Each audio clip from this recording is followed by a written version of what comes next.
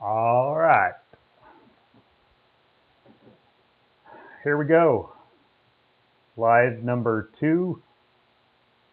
This is Sunday, January 7th. It is a very cold day. Looking a little yellow in here. Let's turn the light on.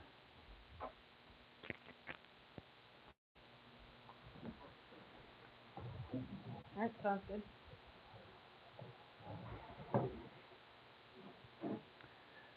It was a very cold day starting out here in the morning with chores.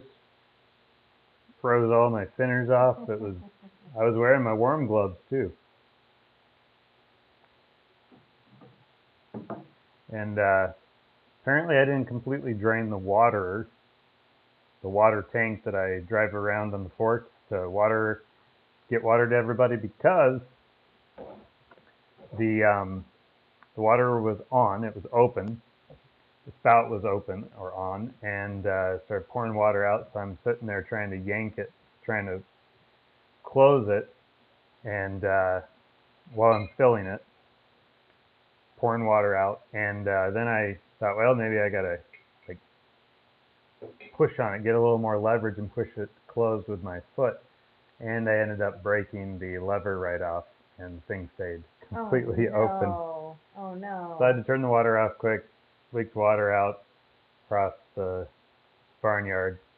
But I was able to put an adapter on there, put a little hose adapter on there. That was actually the forked one where you have the two little on-off levers. So Yep. saved the convenience of the water by putting an adapter on there, and then we got the water to all the animals, got them all fed. They're all happy now. But yep, that was the crisis in the freezing cold. And we've had cold days where it's frozen up before, but it's never frozen that solid. I've always been able to break it loose. So I guess this was just the day that we got to that point where the water was done. It was done being pushed open. Yeah. Got little smiles? Yeah. Look at you just smiling away. So how's Gideon doing? He's doing pretty well. He has been suffering with like a stuffed nose every single time he like wakes up every single morning.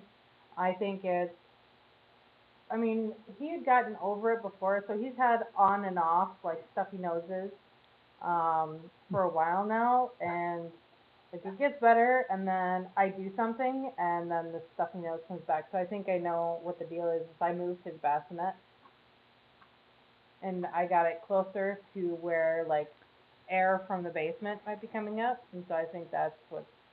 It's not a bad reaction. He's just getting stuffy. So easily cleaned out with one of those Frida nostril suckers.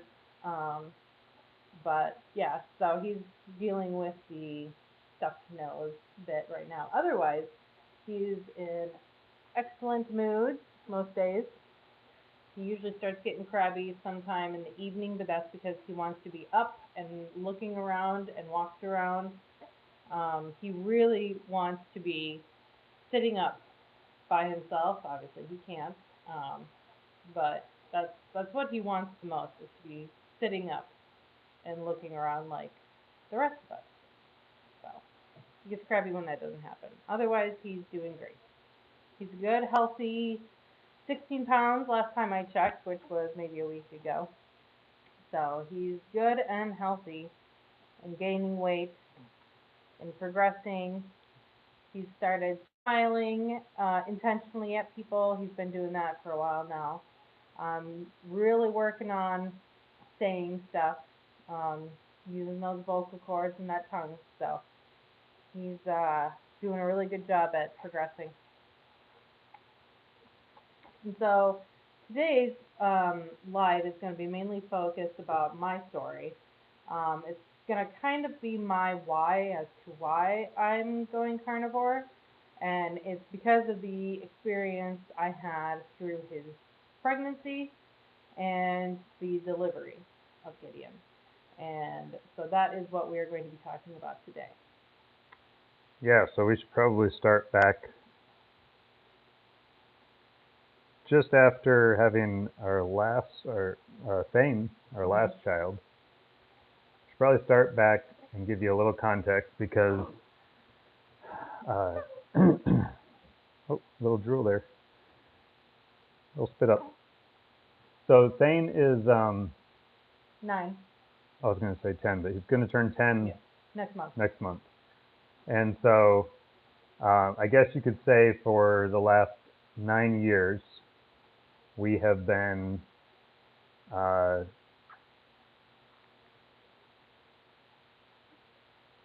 we've never really had a plan as far as pregnancy, family planning, which is kind of an oxymoron when a good chunk of family planning is planning to not have a family, like when you're not going to have a family. That's never really been our goal per se. It's been more so kind of let God decide how many kids we have. And but there was a gap there between Thane and Gideon now. You can probably induce from that we've had difficulties getting pregnant or staying pregnant, mostly staying pregnant. The fertility thing isn't such an issue, it's been carrying them to term. And so there's been quite a few losses along the way. And so that's been difficult to bear. But then you started looking into what the issues could potentially be, and you found some help, and that's how Gideon is here with us today. So you want to talk any more about that? Sure. I did the last miscarriage I had was actually last year in September. You guys may have noticed we had gone on vacation. You had done a live saying that there was a family emergency and I wasn't going to be able to edit anything, so don't expect any videos from us for a while. And that was because I had miscarried, and it was a pretty bad one. I hemorrhaged, and so I lost a lot of blood and needed a lot of extra care to recover from that.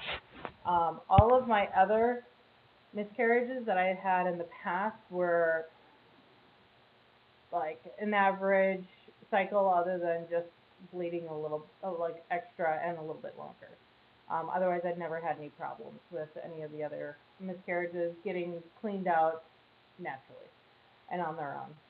And so that one was severe, and it caused me to want to seriously look into why I kept miscarrying and wasn't able to hold on to any of the pregnancies past 10 to 12 weeks. So I looked into it, found out it was probably a progesterone problem, and so then I found a natural way of giving my body progesterone the next time I got pregnant, and did that, and was able to carry home full term. Yep. Or just about. Or just about, yeah. So with all of our kids, we have always had them at home. I've always home birthed all of the children, and that yeah, was we the should plan. probably just put a big disclaimer in here. We're not. Yes. We are not doctors. We're not nurses. We're not medical practitioners. This is not advice. The title says warning, controversial opinions ahead. We're going to tell our story, and we're going to tell it from our perspective, and we're not really going to hold. I don't plan on holding back my opinion on these subjects. This may upset some people. However, I will say that this is not directed at any one individual unless I say it is. If you recognize yourself being brought up, it's probably you I'm talking about. However, I doubt that anybody who's dealt with us medically is watching this right now. And so I do realize that we probably have people in the medical industry who watch this. I personally know a lot of nurses, and I know that there's probably at least one or two people out there who are nurses or who have family in nursing or such. Let's say they have a doctor, son who's a doctor or something like that. We're not directing this at any one individual. I don't think the individuals are the problems. I think there are a lot of good people in the medical industry, but we do think that there is a big problem with the medical industry, and that's not just our opinion. I know many people in the medical industry think there is a big problem in the medical industry. So, full disclosure, we have zero training professionally, academically, in medicine, in health, in nutrition. All we know is the research that we've done, and that's what we apply to ourselves in our lives. So take everything that we say with a grain of salt, talk to your doctor, consult with your nurses. Do what you want. Do what you want. We don't care. We're not here to tell anybody how to do things, and if you take what we're saying as how you should do something, you're doing it wrong. This isn't the live stream for you. This isn't the video for you. Go get your advice from somebody else.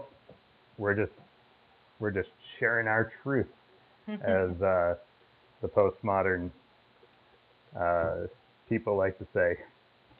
So we've always done home births with our kids, and all three of my kids, older kids, they were all born at home with a midwife, with just Brandon and some family members that I have invited, and they've all gone well and smoothly and no problems whatsoever. And yeah, I mean, that was just how we did things, and that is what I was planning to do with Gideon. And so I had called my midwife up as soon as I found out I was pregnant, and talked to her about the first time we could meet up and try to listen to his heartbeat, so that because that 10 to 12 week was my scary month. So April was the month that I was trying to not be stressed in. And so then she checked at like 10 to 11 weeks, and that is when we could hear that there was a heartbeat. And so I was pretty relieved to know that he was still there. And every single appointment I went to, I was always relieved to hear his heartbeat, because losing as many as I have, it's always relieving to hear that the baby's still there. And so as the pregnancy progressed, and I got to 38 weeks, oh, Oh my God. At 38 weeks, at my 38-week appointment with my midwife, she checked my blood pressure, and she was very concerned because it was just sky high. It was way too high for her to feel comfortable with continuing to plan to do this at home.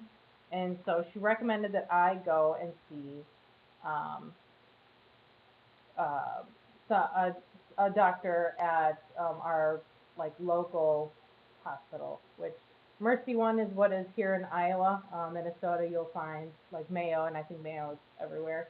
But so we did Mercy One.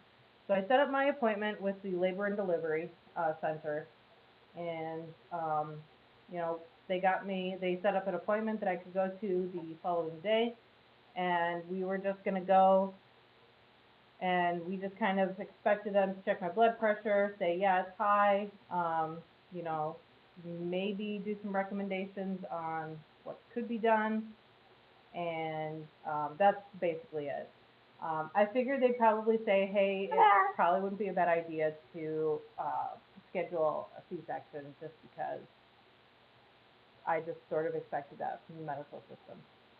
Um, and so we got there, and my blood pressure was so high, and they were very, very concerned about it. The doctor came in. I talked about my history with like the miscarriages and stuff like that, and so she took an ultrasound and found out that he was actually breech. And so I had high blood pressure. He was breech. They looked to see if there was enough fluid that they could turn him so that I could still have him naturally. Um, They did respect yeah, our wishes at least up to that point, and they did try very much so. I'd say to give us options. at least the initial, or the folks that we had the initial encounter with did try to respect our wishes. They seemed to understand that we prefer to do things naturally. I mean, it's her decision. Yeah. I don't tell her what to do. I'm not going to force her to do anything. This has always been hers. Since we got married, I kind of pointed out a couple of things, like my mother has had all 8 of her children at home, no complications to really speak of, nothing that necessitated her going to the hospital, all things that could be taken care of at home. I wanted to at least entertain the thought of going to the hospital when she miscarried last. But she just kept telling me, no, I'm good. I don't want to. And so I was like, well, I'm going to respect those wishes up to a point, but if you get any worse here, then we're going straight to the hospital. Yeah. And so I couldn't really tell if she was just in a mode of, no, I'm not going until it would be too late. I didn't want that to happen. So we've always been conscious of health and well-being, and we've never wanted to put anybody in undue risk. We're not against hospitals. We're not against doctors. We're not against nurses. We're not against the medical industry, as it's your last option. If you have a broken bone, we're going to the hospital. If you have an appendix that ruptures, or you feel intense pain in your abdomen or chest or in your arm, or something goes droopy, yeah, we're going to the hospital, absolutely. We're not afraid of using the hospital, but we are just a little bit concerned about the overuse of the hospital personally. So again, we're not doctors. I see we've got another person come into the room here. We're not doctors. This is not medical advice. This is our opinion, and we do acknowledge and recognize it's extremely controversial. We get all types of comments and stuff from friends and even family sometimes about our choices and how their choices would be different in these cases, and that's fine. You do what you want. If any of this piques your interest, you got to do your own research. You can't take anything that we say as medical advice. That's our big disclaimer. I'll probably say that once or twice more throughout this, just to make sure people get it, that we're not giving you medical advice. This is not that video. And we wouldn't do that on a video. This is just our experience and our opinions. And so the doctor came in, like she said, and started looking at every option to help us out so that we could have our baby the way that we wanted to have the baby, the way that she wanted to have the baby. And she eventually took that measurement to see how much fluid was in there, to see if she could turn Gideon. But at this point, we didn't have a name for him, of course. We didn't even know if we were having a boy or a girl. Yeah. So she found that there just wasn't enough fluid. And yep. that's when she just said something a doctor should never say, and then follow it by a long pause. I was a little perturbed by this, because she's looking at the monitor and she says, "Oh shit," and we froze. both said, like, what? Yeah. What's wrong? After a second, it's like, oh, expletive what? And so then I looked just at leave the us screen. hanging. I looked at the screen, and then I knew why she said that, and it was because I saw his face where his face should have been. It was up. Yep. It was not down. I did not see a butt. I saw a face instead. I saw it too, but I really wanted to believe that was a butt and not, yeah, just a dimply butt or something, but it was a face. Yeah, so we knew so we found out he was breached. I didn't have enough fluid to turn him, so there was only one option. With my blood pressure, with how concerningly high that was, no fluid to turn him. Do you want to tell them how high it was? The first reading they got That's when I was personal there. information, but if you want to share it, you can. Let's put it this way, the first reading that they took when I first walked in and they strapped me to the blood pressure machine, my high number was 200. So that's just to show you how dangerously high it was, which means when it's that high, you are at risk of either a heart attack, a seizure. Um, that was the things that they were most concerned about. And another thing that they had mentioned, that the doctor had mentioned, was that my placenta had looked tired, which means my placenta was done. It had worked hard with the high blood pressure at keeping him here, keeping him healthy, and my placenta was pretty much done. And this was 2 weeks before my due date. And so she gave us the only option she had left to give us, which was a C-section. And so we basically we knew that like that was the option. We still asked her if we could talk about it to see if like maybe we could both talk about it together to see if maybe someone else had a better option, which we didn't. We knew that this was pretty serious, and unless he wanted to lose me and have Gideon here all by himself, there wasn't an option but to do the C-section. It was that serious that we knew we had to go with that. So we Quickly, agreed. for reference, in case Yeah. anybody doesn't understand how dangerous 200, a blood pressure of 200 over anything is, um, the normal range, the max of normal range is like around 140. I don't know. They're always changing it, but the last that I heard it was 140. 165 over anything puts you in the range of, now it's an emergency. If you hit 165, they consider it a medical emergency. So she was at 200. And I had taken her blood pressure at home here before we ever went to the hospital. And when I saw numbers fluctuating in the low 200s, 204 was the highest I saw, I was like, yeah, we should probably go to the hospital because that can't be right. 204 is insane. I I have the only background I have in as a medical practitioner is a combat lifesaver in the Army, and so I knew enough that that wasn't good. Yep. So after us talking about it, us agreeing that there was no other option, we had to do the C-section. Um, he called his mom. I told my mom what was going on. Uh, Asked her to come down so she could come and stay with my kids because at the time they were being babysat by my sister-in-law.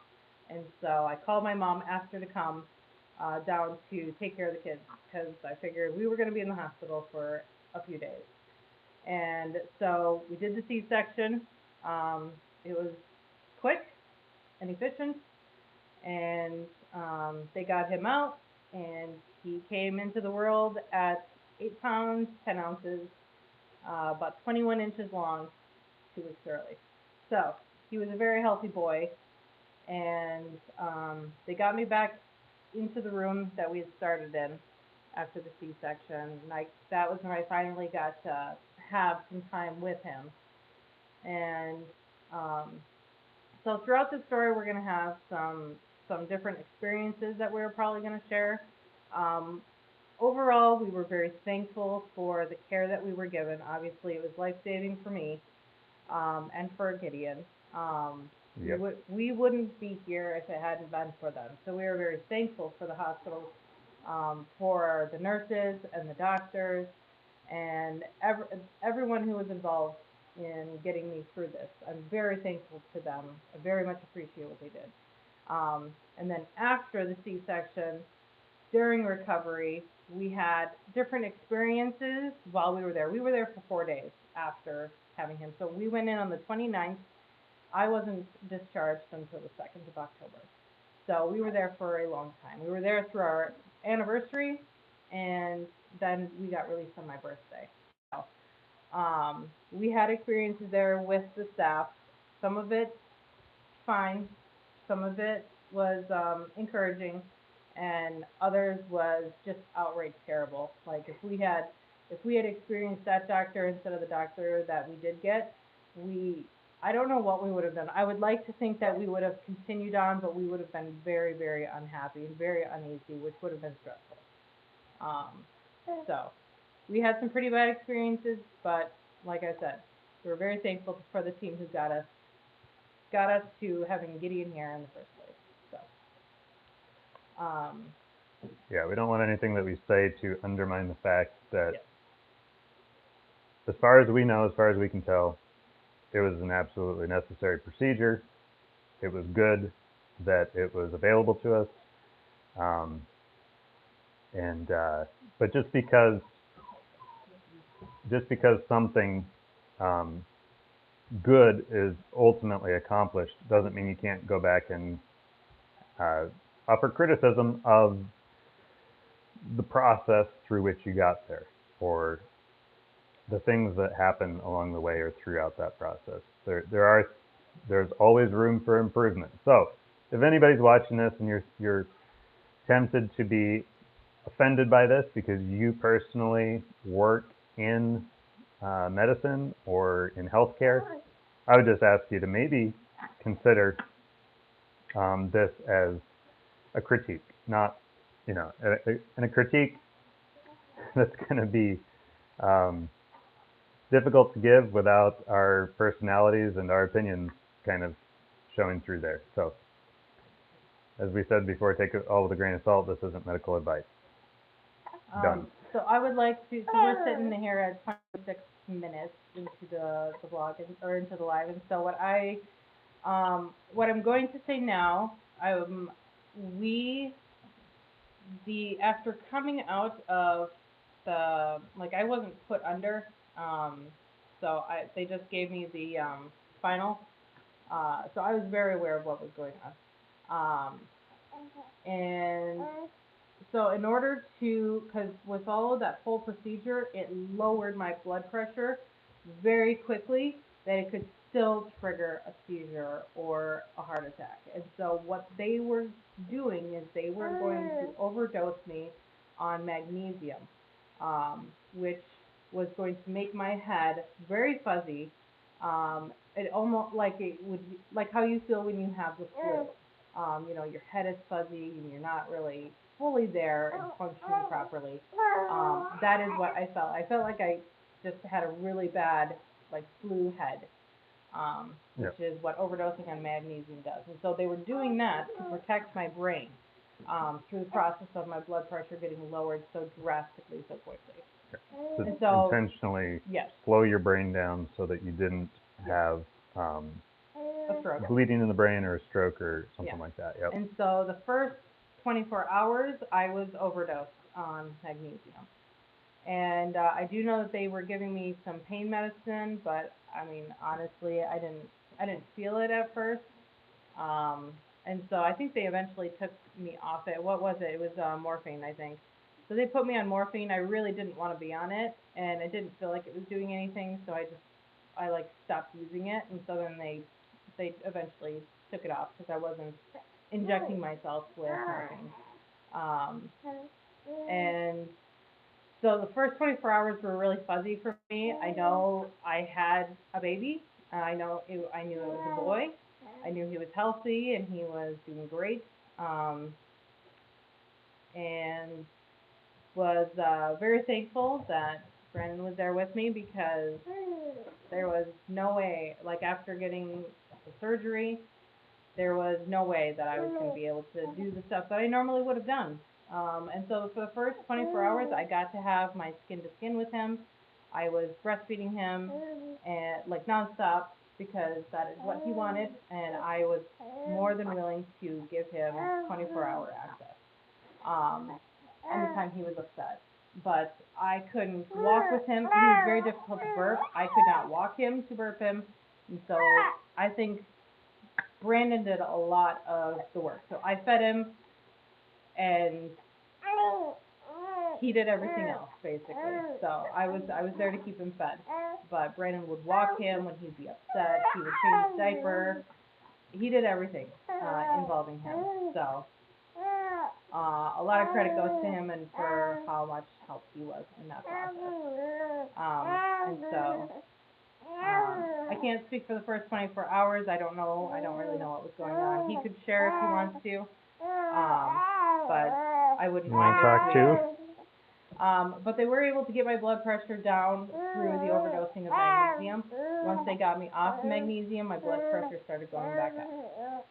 And so I was officially diagnosed with preeclampsia, which is something that some pregnant women go through. High blood pressure is considered preeclampsia. And so they officially diagnosed me with that. And so then after they got me off of the magnesium, they spent the rest of the 3 days trying to figure out how to lower my blood pressure enough that they could release me. Gideon got released within 24 hours. And so he was released and put into our care. And so they stopped checking his vitals, stopped checking on him, and left him to us and stopped messing with him after 24 hours of us being there, which is what we ultimately wanted. We wanted them to leave him alone. He was fine. He was healthy. He was doing great. We just didn't want them getting involved with him. So, but with me was a different story. I continued to have high blood pressure. They tried all sorts of different medications to try to lower it. They found one that did a semi-okay job, but it wasn't enough to release me. And so, and also I was anemic when I had come into the hospital, so I had very low hemoglobin. And so then the next day they checked my blood again, and it was even lower. And then they checked my blood again the following day, and it was even lower than that. And so it was to the point where I had to get a blood transfusion. My grandmother had come to visit us in the hospital, and she said that I looked jaundiced, but I think she was saying that to be nice, and instead she probably, if she was being completely honest, which I'm surprised she wasn't, she probably would have said that I looked anemic, or I looked very pale, I looked very deathly, because I was really low on blood. And so I ended up, and that was the whole situation in and of itself when it comes to getting the blood transfusion. But to suffice it to say, we had a terrible experience with the doctor who told me I was getting a blood transfusion without asking me if I wanted a blood transfusion, or even explaining to me. I had no idea that my blood level, that my hemoglobin was that low. All I knew is he comes walking in and saying, "Hey, I've ordered 2 units for you because your blood is low, and you're going to die if I don't give you this blood." And that was how he came into the room to greet me, which I didn't appreciate. So I don't know if you want to go through. I would like us to end the overall birth experience so that I can finish up with my reasons for being carnivore at the like 50 minutes. So yeah, one of the worst bedside manners I've ever experienced. He did come in, so through this whole process, like Becky was saying, I was taking care of Gideon. I was walking him around. I was changing his diaper. I was up all hours of the night. I'd get 15 minutes of sleep here and 15 minutes of sleep there, and that's about all the sleep that you get because they're coming in and out of the room every 15 minutes. No joke. Right after she's had a major surgery and a baby, and she's trying to recover, and it's like, you think that the most important thing would be sleep, and they've got you hooked up to monitors, so if something goes wrong, something's going to go off and tell them something's wrong. Why do they have to keep coming in and checking every 15 minutes and slamming the door? So, oh yeah?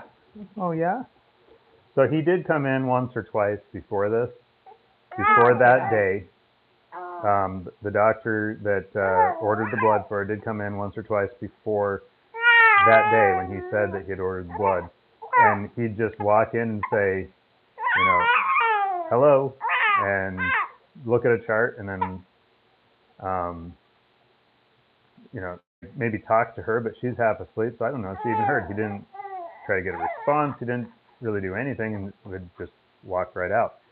And half the time people were leaving the door open to our room as well, which is really annoying. So so my first introduction to this guy was just, I didn't have a clue who he was. He didn't have any name tag on. He was wearing scrubs that looked like he might work in, you know, as a janitor there, and I'm just really confused about who this guy was. So when he walks into the room and he says, "I've ordered 2 units of blood for you," doesn't tell us who he is. He doesn't say he's a doctor. I thought maybe he's a tech then.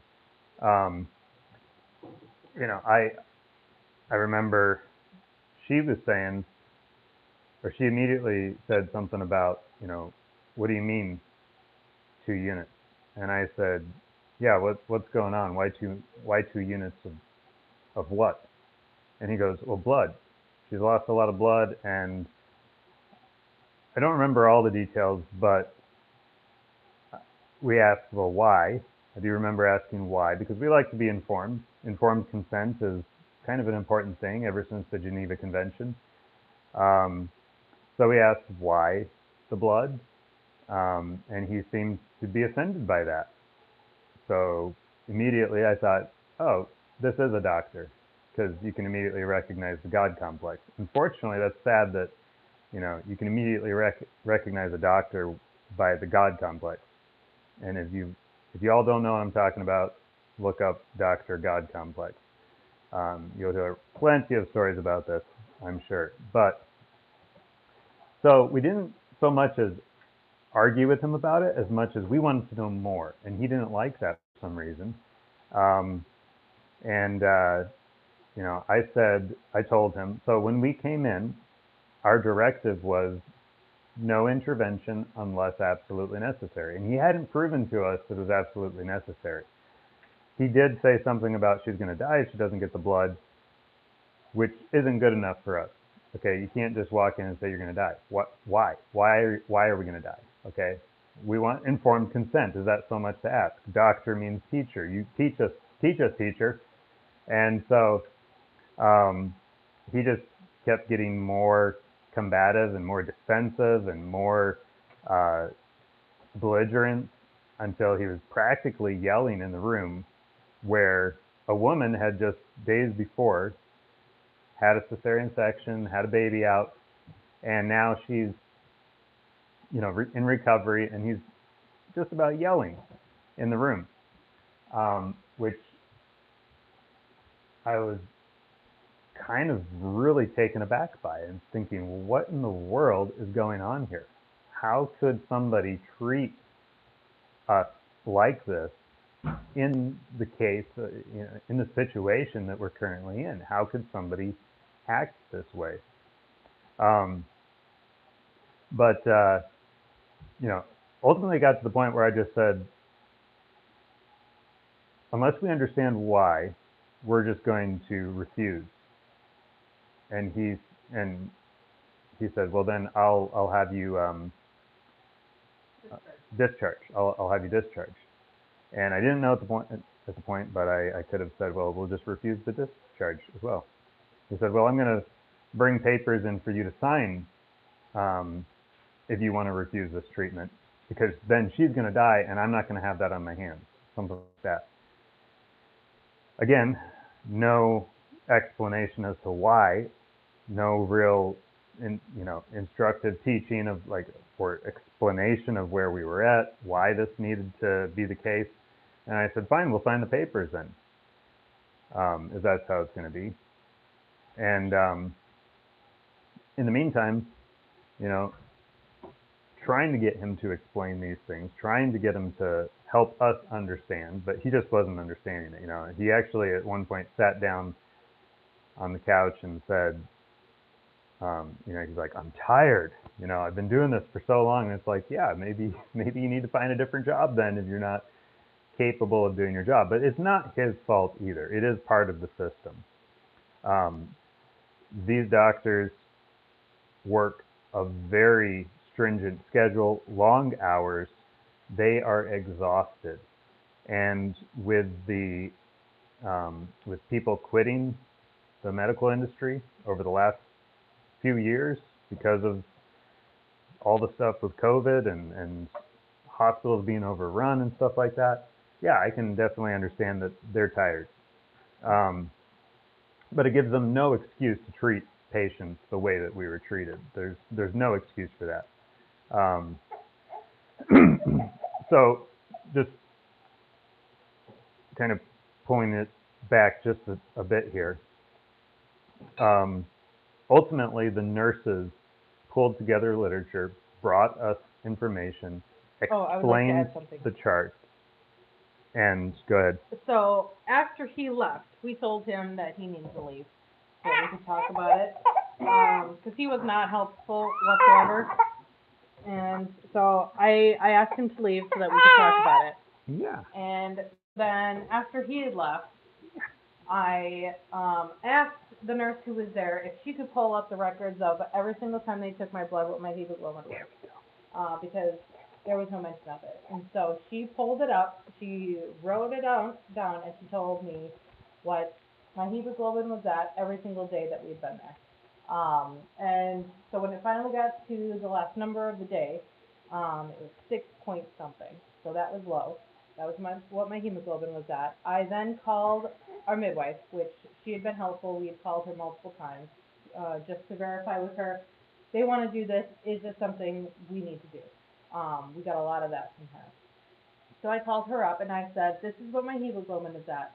What do you think?" Because like I personally don't know. I never researched how much hemoglobin you're supposed to have, to be a healthy amount. And so I called her and asked her, "This is what my numbers are.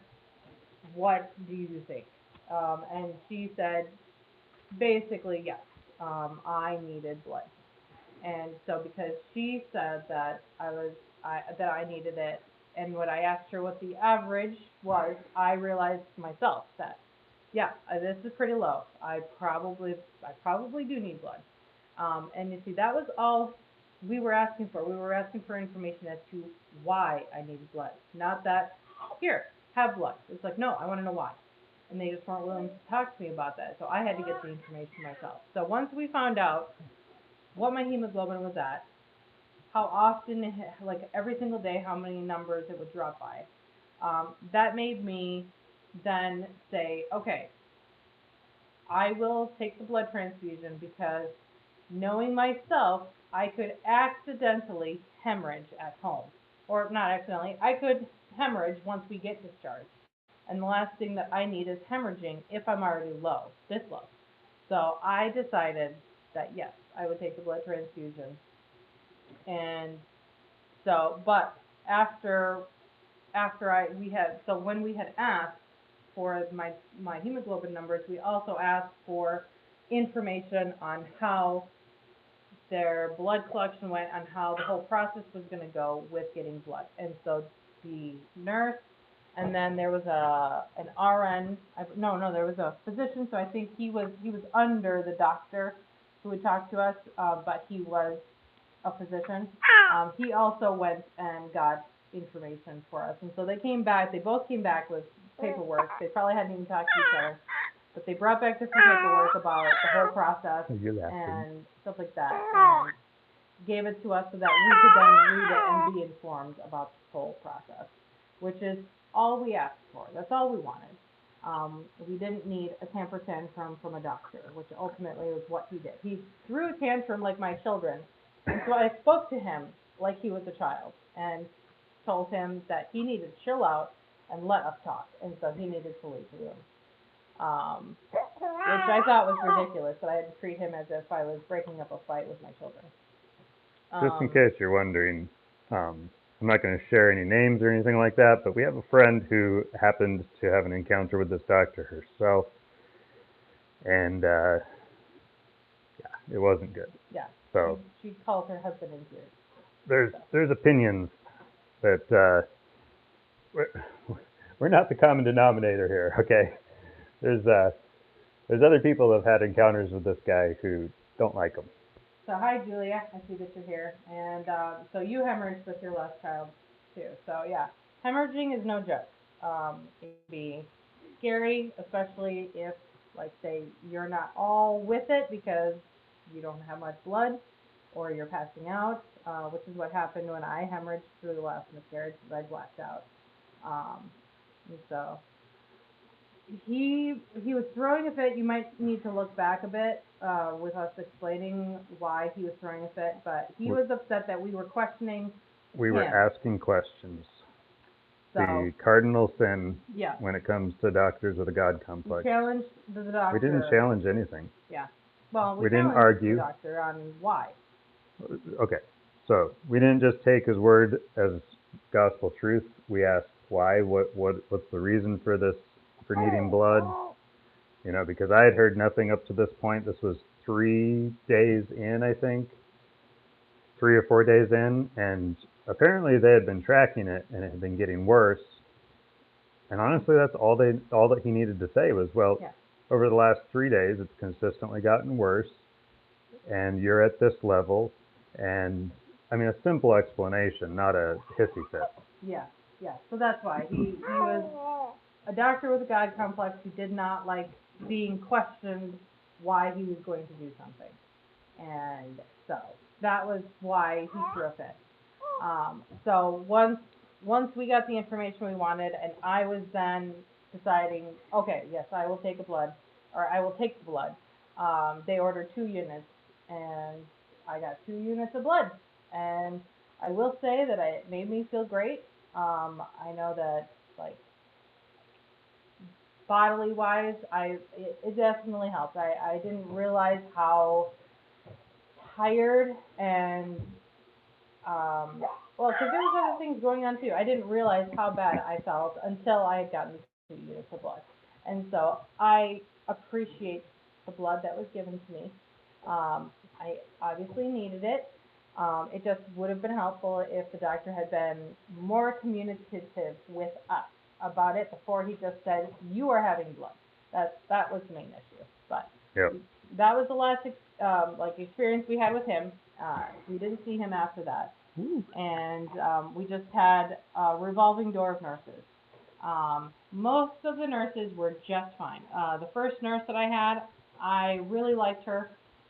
She had the same name as my sister, and she actually told me that she planned on getting some extra schooling to become a doula, which is great. I thought that was awesome. I told her I thought that was great. So she was great. She was nice. She always respected us and our decisions. If she wanted to do something with, say, with Gideon, that was before he was discharged, she would talk to us about it, answer our questions, and then was just fine with it if we declined anything that was mandatory for the hospital to offer to children. Um, so she was great. The nurse that I had on this particular day when the whole thing with the doctor happened, I actually, when she first came in, I thought I wasn't going to like her because her personality was very similar to a strong-willed person. So I just thought that with how old she was, that she would be very set in her ways and would not appreciate anything that we had to say, any of our opinions. Um, we didn't think we were going to get the respect that we thought we would. That we did get overall. Yeah, yeah. I thought she was just going to be disrespectful and just kind of try to bulldoze over me, which wouldn't have worked. But I thought that that's what she was going to do. Instead, she turned out to be just fine. She's the one who gave me my hemoglobin numbers, and she gave me paperwork about the blood transfusion, and so ultimately she was fine. I didn't have a problem with her. And so after the blood thing got taken care of, my blood pressure was still a problem. It was still too high for them to release me. And so they finally decided, oh, and there was this one thing. So that particular nurse, she was still on duty. And she came back to us, she came in for a visit at one point on Sunday. It was Sunday. I don't know. It was day 3. And she had come in and she had just made this remark that she probably didn't even realize we were going to catch or find a problem with. But she had made the comment saying that the doctor on duty was really frustrated because he could not figure out how to get my blood pressure down, and he had asked her, what should we do? And she said, all she did was pointed at her name tag, which said RN, and she goes, I am a nurse. I am not a doctor. I don't make these decisions. So I don't know why you're asking me. And so by then her referring that back to us, we were like, oh great, the doctors don't know what they're doing. It's kind of the impression that I took from it, or that like why are they asking the nurse what to do? They should know what to do. And ultimately, they just decided to double up on the medication that they had given me that had shown results to finally get my numbers down to where they could release me. And as soon as my numbers came down and they got 2 readings within within an hour, that it stayed low, they were like, "Okay, get out of here." They were trying really hard to get us out of there. I don't really think that they wanted us there any longer. So That's actually a good segue into a little issue that we have with the industrial medical complex, with big health, big pharma, is, I mean, you look into this, read a book by Dr. Lustig, I think, or is it Lustig? Lustig. Dr. Lustig, I believe. It's called Metabolical. If you look it up, Metabolical, I've been reading that recently, and it basically explains how the medical industry is basically they're taught, their education is run by big pharma, because big pharma depends on doctors to prescribe drugs. They can't sell the drugs over the counter, so they need doctors to prescribe them. So they run the medical industry's education system, and they cater it so that doctors are taught, when a person has these numbers, when they have this issue, you prescribe this drug, you follow this protocol with these drugs, or et cetera, et cetera. Basically, how the industrial medical complex has become a huge, almost like a fast food franchise, where the one size fits everybody. It's not McDonald's or whatever restaurant coined the catchphrase "Have it your way." It's not "Have it your way." It's "Have it our way." This is the only way, and if you don't like it, we will use manipulation and coercion to try to cram it down your throat, under the threat of legal action. They actually told us it would be illegal if we didn't have a test done on poor little Gideon here, which we refused. I said, fine. blood sample. They didn't explain, of course, that it was illegal for them to not do it unless we refuse. It's illegal for the hospital to not do it, but the parents can refuse. Only the way that they brought it across was, well, it's illegal to not have it done. So you just have to sign off saying that, they didn't specify who it was illegal for. So I was a little concerned. I actually went and got breakfast that morning, and while I was waiting for the food, I left the hospital because I could only stand so much of the hospital food. I looked it up and I was like, what is this deal with it being illegal? And I was like, oh, it's illegal for them. So you look at the fine print and you realize I felt like that was a manipulative tactic, and I really don't like it when people try to manipulate me. I've had it happen all my life. I've fallen for it a number of times. No more. It's made us stronger, smarter people to have gone through those situations. But getting back to this kind of one-size-fits-all thing, these doctors are trained basically to recognize issues, to be able to diagnose things, and then they are told, this is the protocol you follow. And the protocols are basically written up by the hospital with the help of lawyers and attorneys. Yeah. And, oh my goodness. Woo, woo, woo. And so that they don't get in trouble, so they don't get sued, so that the hospital makes the greatest amount of profit.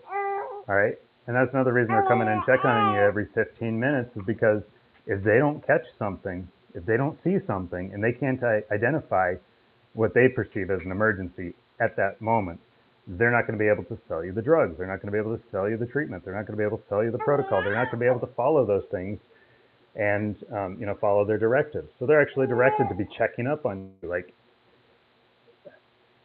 a little bit of sleep goes a long way to heal a body. But no, they got to keep interrupting that sleep, giving you horrible sleep for like 2 days straight, and so that they could possibly find a problem, or maybe even, I don't know, inadvertently, unintentionally create a problem. I don't trust the medical industrial complex whatsoever. And going back to the going back to our initial disclaimer, this isn't against individuals such as nurses or doctors themselves. They're in a system that is a problem, but they themselves are not the problem. They're just doing the best they can in most cases with the system that they're stuck in. And a lot of them are stuck. They are trapped in that system because they have hundreds of thousands of dollars worth of schooling. They can't just walk out of the system. They got into something that maybe wasn't what they were signing up for, but they don't have a choice now. So, so basically, like in a nutshell, that was our overall experience. Julia, though, why he waited 3 days to tell you? I would have liked to have been told every single day. Like, hey, by the way, your numbers are this. It's okay, it's low, but you know, it's okay for now. And then the next day, hey, it's gone down again. This is really concerning now. Like I would have appreciated that. I was wondering why they didn't do that too. Um, so Julia said I didn't let the doctors give any vaccines except the vitamin K shot with my first two, and nothing for my son who was born last. I waited until they were older. Yeah. Um, and so basically, we pretty much refused everything. We were actually going to let them do the hearing test on him, but we obviously knew he could hear because he was getting startled at every little sound. But we figured, hey, why not? We let him do the hearing test, but the machine wasn't working, and so by that time we were just like, this sounds like too much work. Let's just, and he wasn't, Gideon was very upset with the process, so we were just like, you know what, let's just skip it. Yeah. Um, but yeah, basically we said no to everything concerning him. So the other thing we weren't consulted on that we would have said no to had we been asked was the blood glucose. They took his blood glucose numbers. They didn't like it, and without talking to us about it, you know, so a nurse came and took his blood glucose within an hour of him being born. I was only able to nurse him for maybe about 10 minutes. Um, and then she took his blood glucose. His numbers were low. Of course they were. He hadn't been nursed. He'd been out of me for over an hour. And so she immediately went into how can I get his numbers up, and so she gave him this jelly to basically spike his blood glucose. And so then the next time she took his numbers, it was at 60. So 20.25 was what he was reading at, which is fine when it comes to numbers for newborns who are just born. 25 is on the low end, but it is still fine. But she didn't talk to us about it, and she ended up bruising his heel because she was trying to squeeze blood out, and which very much upset us because she hurt our child, our baby. Um, and then she spiked his blood sugar, so then he was at 60 something, and then after we basically told her that you know they needed to leave him alone, and then in order for him to get released, they had to check his numbers one more time, and that was after 24 hours, and that was with me nursing him 24/7, like whenever he wanted it, I nursed him, and so they took his blood glucose one last time before they released him, and his numbers were just fine. So I was really irritated with that. Otherwise, when it concerned Gideon, they said, hey, we should do this, and we said no. Um, so we pretty much had full control over him. We got him discharged as soon as possible so that there would be no reason for them to mess with him anymore. And so it's the same for vets. There's a board with rules, and they have to abide by them, otherwise they will lose their license. Yeah. So doctors are inherently, they are contractors out to hospitals. Hospitals give the rules, the doctors just have to follow them. It's worse in hospitals than it is for vets. Vets can have their own private practice, and I really like our vet around here. He's not a part of a big veterinary hospital. It's his operation. There's far more private vet operations. I'm not saying that. I'm not disagreeing with you though, Julia. I think you're right on. What I am saying is it's far worse. As bad as it might be for vets, it's even far worse for doctors. I feel really bad for them when they're trapped in that system. Yeah, it's like their hands were tied. They couldn't, like if they had like this inkling of, well maybe we could do this, like they couldn't get to, so like there's this process A, B, and C to equal D. D was getting my blood pressure down so that they could release me. And so they had to go through A, B, and C first before to try to get me to D. And so they tried these other medications, it didn't work. They tried another medication, it didn't. It showed some mild improvement, but it ultimately didn't get anything down. So they tried other stuff until they finally ended up doubling up on my dose of what they did that got my numbers down the first time, semi-okay. And that got me down to where they could release me. Instead of just immediately doubling up on the medication that first got the reaction, which is what I was wondering. It's like, why didn't they just double up the one that showed improvement, just not enough? And that was the last thing they did, and then they discharged me. And so that's awesome that you left without discharge, without getting discharged. I probably would have too if it just there was no like blood pressure, high blood pressure is kind of a scary thing, and so that needs to get under control, which is why I've decided to go on the carnivore diet with Brandon, is because I want to get my blood pressure numbers down. So after being a month on the blood pressure medication, it kept my blood pressure down. Then as soon as I went off it, it kind of got high again, and then it started mellowing out. But it yo-yoed a lot. Some days it would be high, some days it would be low. And that just really made us uncomfortable and and this whole process, I think, kind of woke us up to the fact that, yes, we do things naturally. Yes, we try to stay as healthy as we can, but overall, how can we better our own health when we're following the standard American diet? When this has been proven that it's just not healthy whatsoever.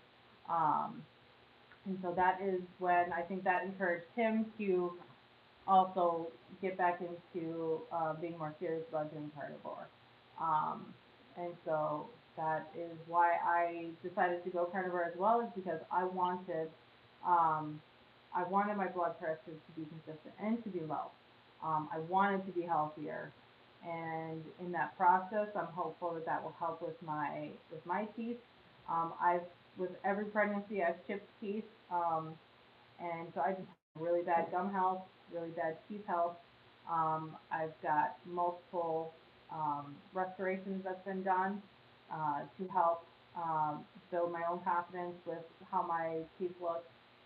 But it would be really nice to stop having problems, and that is one of the things that I'm hoping to get out of um, this carnivore diet, is to have better gum health, better teeth health, so that I stop losing teeth or chipping teeth. I haven't really lost any teeth, so but just to have better teeth health, better gum health. I would like to have my blood pressure back to normal, and I'd like to have my face get cleared up, and so I've been red and splotchy ever since I had things. Strangely enough, so like after when he was 6 months old, that's when I got started getting all this rosiness, and basically I've gone to dermatologists before. They don't know what it is. They're just being like, yeah, it could be rosacea, but they've never actually tested it to find out. So they've done different hormones for me to try to get that squared away, but it doesn't solve anything. They're just putting band-aids over it with medications and stuff. And so I'm hoping that also with doing carnivore, it will balance my hormones, which will ultimately help with the possible rosacea that I deal with here. And I would also like to lose some weight. So I've already gotten down to what I was pre him. And he had me gain let's see here, I gained over 30 pounds with him. And so I'm already down to pre-pregnancy weight. And I would just like to overall be healthier in the long run. And so that is why I am going on the carnivore diet and ready to see how everything goes. I've not taken my blood pressure since we started carnivore. I want to wait a little bit and then start tracking it. I want to give it time to start doing what it's going to do. Um, From what I've heard, it takes about 3 months for blood pressure to go back to normal ranges if it's high. You've got high numbers. Like if you got high numbers, or if you've had high numbers over like 165, it can take up to 3 months before it goes back to normal ranges. Okay. So yeah, it's probably gonna be a while. So I haven't checked it, but I know how to recognize the signs when my body feels stress through the blood pressure, like, because the last like month of my pregnancy, I could feel it. Like I could feel that something wasn't quite right, but I thought it was like tension or stress, where now it's just high blood pressure. And so I now know how to recognize the signs when I start feeling that way, and I was feeling that way before we went on the carnivore diet. So like during the Christmas times, and it only comes around usually at night is when I get these feelings. And it's usually a lot of tension up here in my shoulders, like I feel tight. Sometimes I can feel my pulse, and sometimes people can see my pulse, like beating through my neck. And that usually tells me that my blood pressure is getting high. Yeah, it's kind of scary when you can see a vein popping out Yeah, to the beat of her pulse. yeah. Um, and so those are the signs that I recognize that my blood pressure is getting way too high. And since going carnivore, I haven't really felt the tension up here, at night, and I haven't felt a pulse beating out of my neck. And also, I don't know if you've noticed, because right now Gideon and I are living in the living room where the wood stove is because it's warmer than the basement. We tried moving him down there so that I could sleep in my bed, um, but he ended up waking up with a completely stuffed nose and a cough, and so we moved back upstairs. And so I've been sleeping in the living room, and but in the past, Brandon has told me that I deal with snoring, which is something that the dentist also talked about, was that if I snore, like my teeth are showing signs that I snore, which is ultimately the signs of um, reflux, acid reflux. And Mm. so, and I would have really bad heartburn. And so, like with that can also deteriorate your teeth if you have reflux. So when you're saying you're feeling, The burning in your heartburn. you said earlier you don't feel the The pressure, tightness. the tightness, I yeah. don't feel tightness. Like, and it was Okay. all up here. Like I felt tight, like in my shoulders, like down my arms. It just didn't feel right. I felt way too tense. Ah, And so that's the tightness that I would explain. I felt anxious, basically. I felt anxious when there was nothing to feel anxious about. Um, those are the signs that I recognize as having high blood pressure. And so so Brandon told me in the past that I snore. But because we're like, he's sleeping downstairs and I'm sleeping upstairs, I have no idea if he can hear me, but I do know that like maybe on day 3 of us doing carnivore, I stopped waking up to feeling like I had a dry mouth, which is a symptom, or it's a sign that you may snore. Is that because you're breathing in and out of your mouth, because you're snoring. And I stopped waking up with that feeling. I didn't feel like my mouth was just a desert. So I'm assuming my snoring has gotten better. I don't know if he's noticed because he's downstairs and there's multiple fans going on up here in the living room because of all the heat that we need to blow around us, to keep the house warm. So, I noticed when you're napping you don't snore, okay, so and you've snored a when I lot when nap, you're napping. yeah. So I think so far it's gotten rid of my snoring, which is great. And I haven't, I mean, I think I haven't, I've sort of felt some heartburn, but it's been very minor heartburn. Where before I was popping, basically quiet, not like I said, that helps with my where throughout the day. But since then, since going carnivore, I haven't really felt any heartburn. Maybe a little pain here and there after eating, but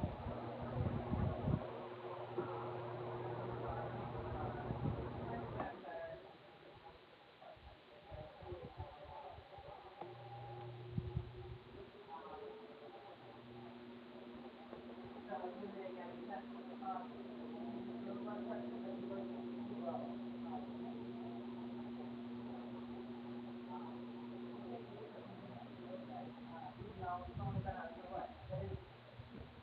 day 7? Yeah, day 7.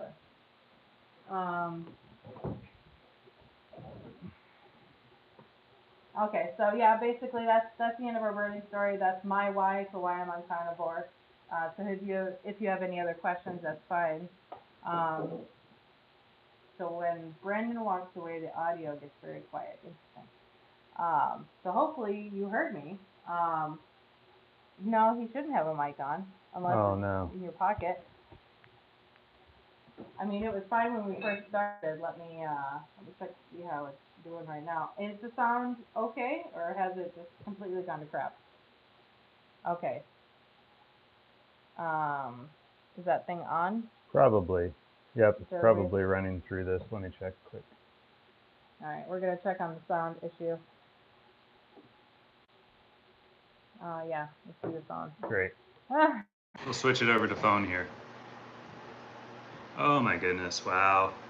So he just walked off. So I don't know what you heard. We'll just oh, that paused it.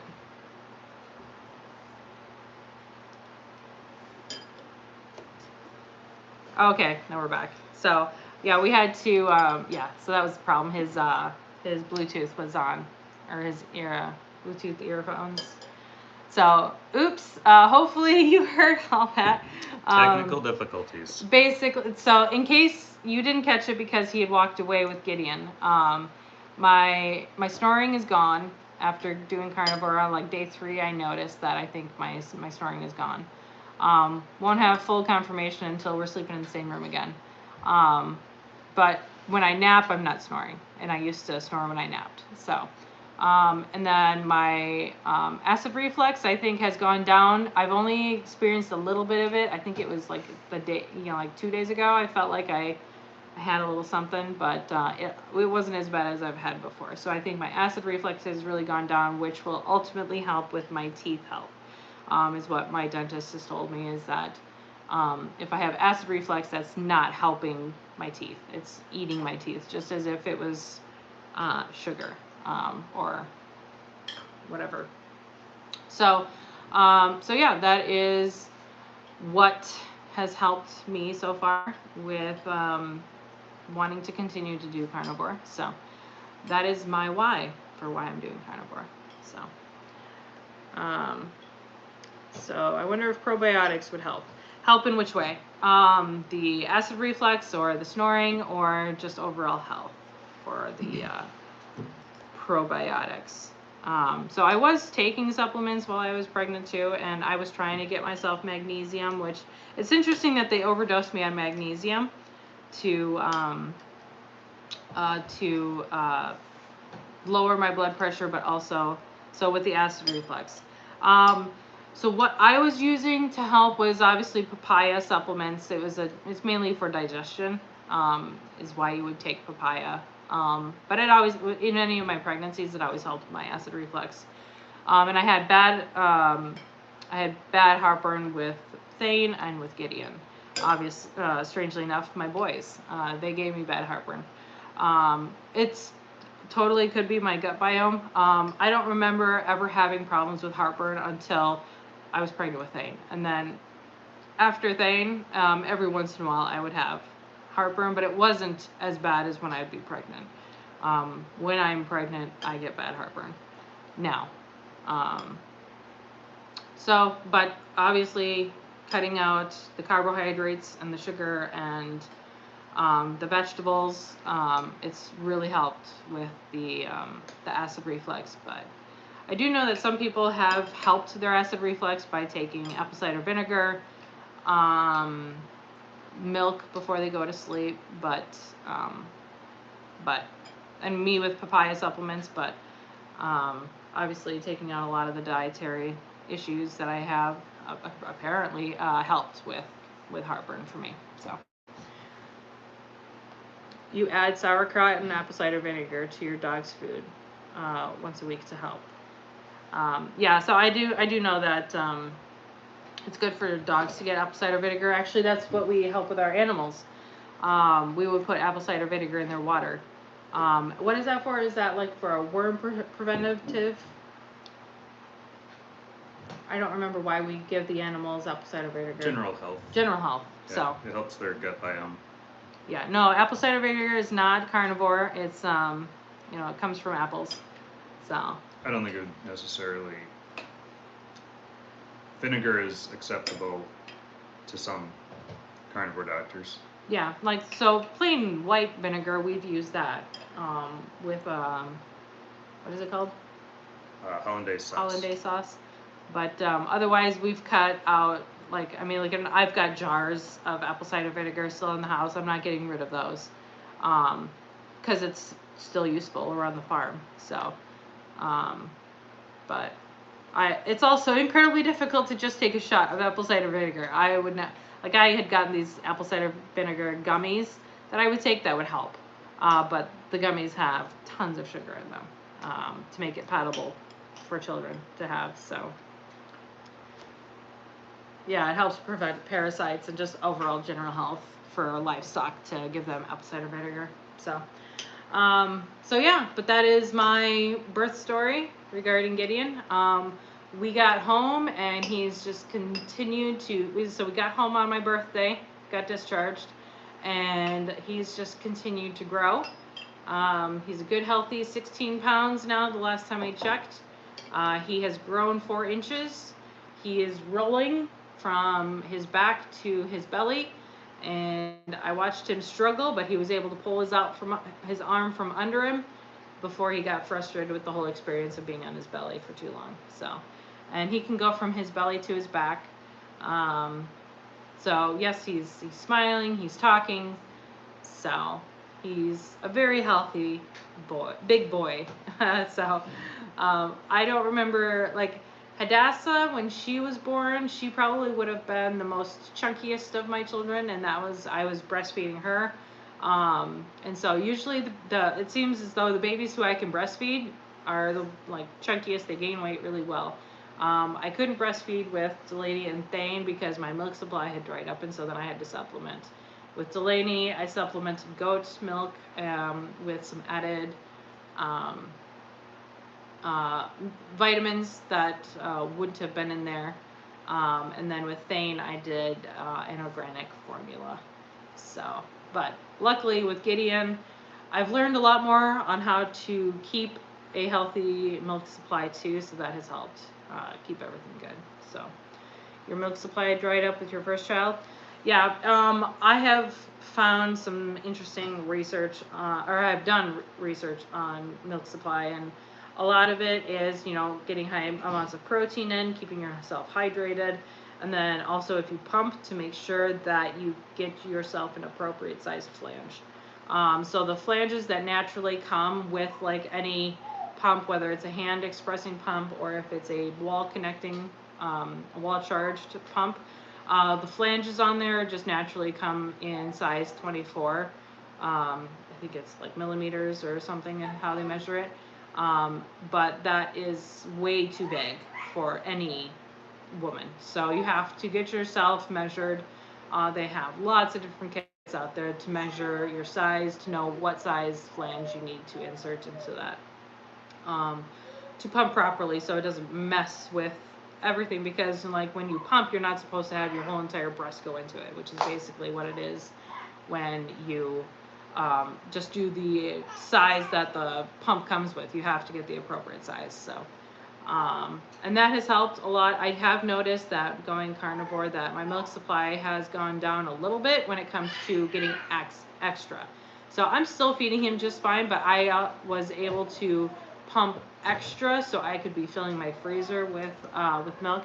I have noticed that has gone down, but I don't necessarily know if it's because of carnivore, that because of the change in diet, it's changed my milk supply, and so like right now it's low, and then maybe it'll explode because of how much protein I have and how hydrated I'm staying. So I don't know if my milk supply, it'll increase again where I'll have extra to store, but as of right now, I'm still producing enough for him with just a little bit extra, but lower than what I usually have. Normally I can fill a quart jar in 4 days of excess milk, and right now I'm not even doing half of that right now. So I don't know what that's all about, but I also know that I can increase if I do like what they call power pumpings. So I haven't decided if I'm going to do that yet. So, oh yeah, that's what's wrong with Hadassah or Delaney. Which one? And so how are the withdrawals? So like sugar is probably my hardest withdrawal. I was perfectly fine not having bread. I had basically cut out bread to begin with. So not having bread hasn't been an issue. Veggies, I mean, who likes veggies? No honest person would say that they like vegetables, if they were being honest. I mean, like some do like it. I mean, yeah, there's vegetables that you can make taste okay, but honestly, I've never missed vegetables. And so yeah, I guess my biggest struggle is sugar, which I think my kids would agree on. That is probably the biggest struggle for all of us. I don't know about Brandon, but my biggest struggle is sugar. So, but that is the most addictive thing. It's more addictive than heroin, I guess. Cocaine. It's 8 times more addictive than cocaine. So I am not surprised. Supposedly. So I am not surprised that is the biggest craving that we are struggling with is sugar. And it also just means that we need more fat in our diet. So that is one of the signs that they say is if you feel a craving for sugar, it's probably because your body's telling you need fat. So go eat a stick of butter. Go. And if you can't do that because of the consistency, it honestly can make people gag because of just how butter is. I've been looking for recipes on making fat bombs. And so I found a recipe for carnivore candy, which is browned butter and with some bacon bits in it. And then you freeze it and then it's like a piece of candy. So I tried it. It's okay. It's the brown sugar makes it taste a little caramely. So caffeine was actually harder for me than the sugar was. I really like coffee. Really like coffee, and that was kind of my one holdout while I took about a month to transition. I was pretty much entirely carnivore, except I was having coffee, and some of the doctors say, hey, coffee's fine. And others say, absolutely not. Or if you're not getting results on carnivore, cut out the coffee for 30 days and see if you see the results that you wanted. 30 to 90 days, and then go back on it, try a cup of coffee, and see what happens in the next 48 hours. So coffee was definitely harder for me than sugar. Sugar wasn't fun either. I got headaches coming off both of them. But yeah, as your gut biome adjusts to meat and fat, just what you're consuming on the carnivore diet,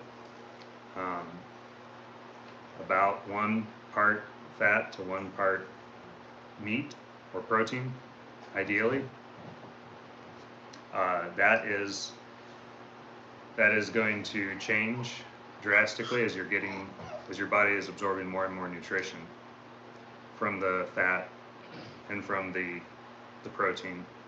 Of course, you're probably not having any trouble absorbing nutrients from the protein as much as you are the fat, from what I understand. The fat becomes your source of energy. It turns into fuel that your cells will burn, that your mitochondria will make use of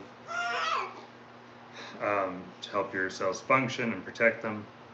And so as you transition from eating, what many of us as Americans eat, and around the world too, more and more so, as our food becomes, as our food is shipped around the world, you've got processed foods and candy and sugary gummy bears and gummy worms in the middle of the jungle where people don't even have water, shoes. Healthy water. They don't have shoes to walk on or to walk in.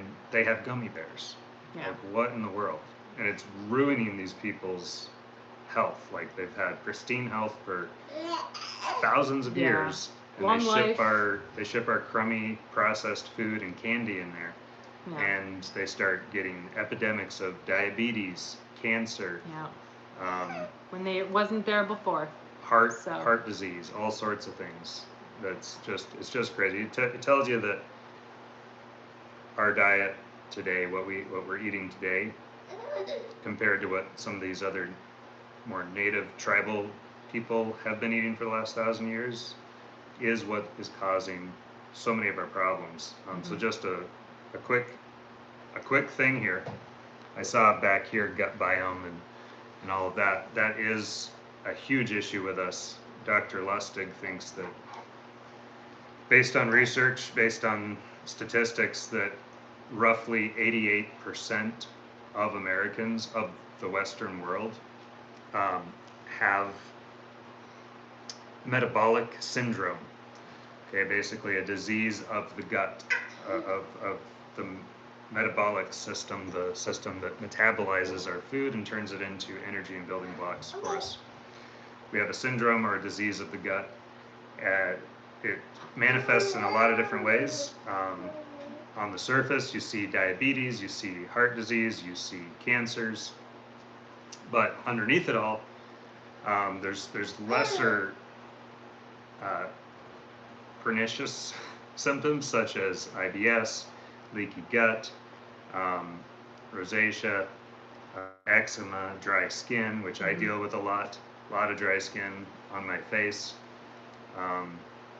which that's going to take a while, 3 to 6 months to probably go away before I start to see results on that. But all of these things, like, yeah, we are very, very sick people, and we don't even realize it because they keep changing the markers.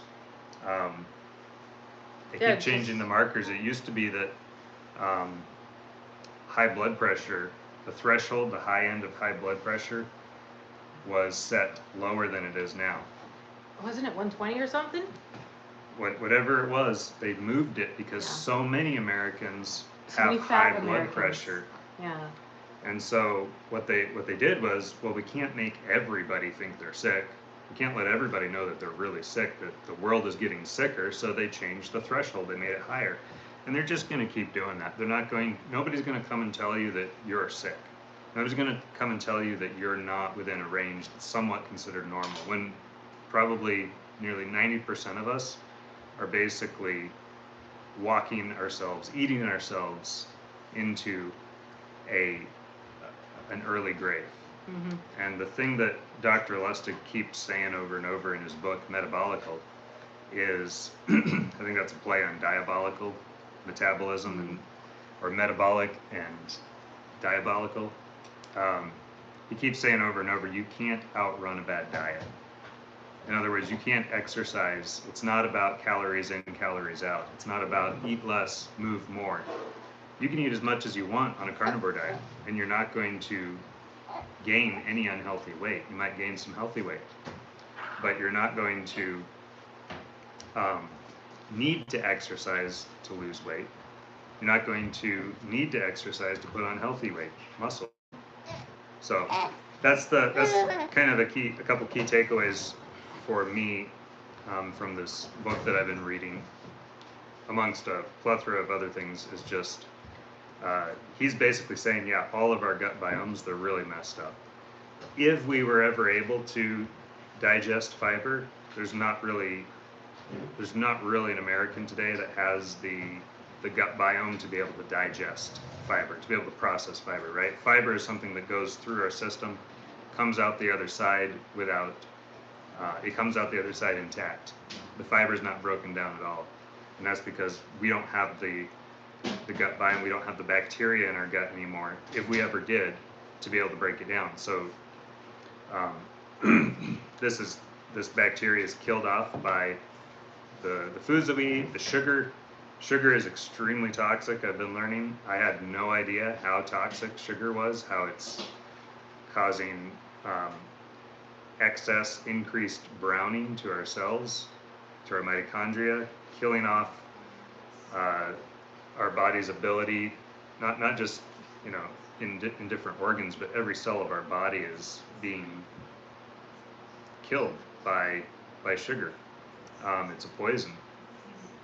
And nobody's going to tell us any of this. We got to find this out for our own and take charge of our own health, which is why we're doing this, why we're making this change. So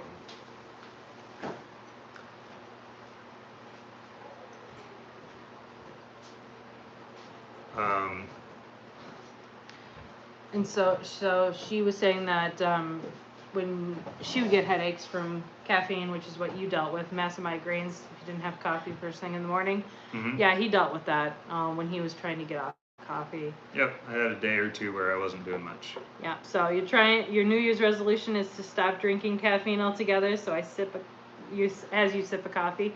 Yeah, yeah, we get that. Yeah. So how do you find meat to eat every day for each meal? Although I only eat one, sometimes 2 meals a day within a 16-hour window. Yeah, basically the meat fills you up. Like, so Brad and I, we have only been like maybe consuming 2 meals a day. Once for breakfast and then once in the evening. The kids have to like eat more, but that's kind of understandable with kids. They probably have a higher metabolism rate on top of the fact that they're still trying to get into this and they can't necessarily recognize hunger signals just yet, and so they think they're hungry, so then they go and find something to eat. And so it's a learning experience for them, but yeah, we only eat like maybe 2 meals a day. We could potentially intermittent fast too, which then would take it down to 1 meal a day. And then just with the convenience of us having a farm, we're able to raise our own meat, and so we have plenty of meat that we can source for ourselves. So that's kind of how we find the meat to eat is, we're eating a lot of ground beef.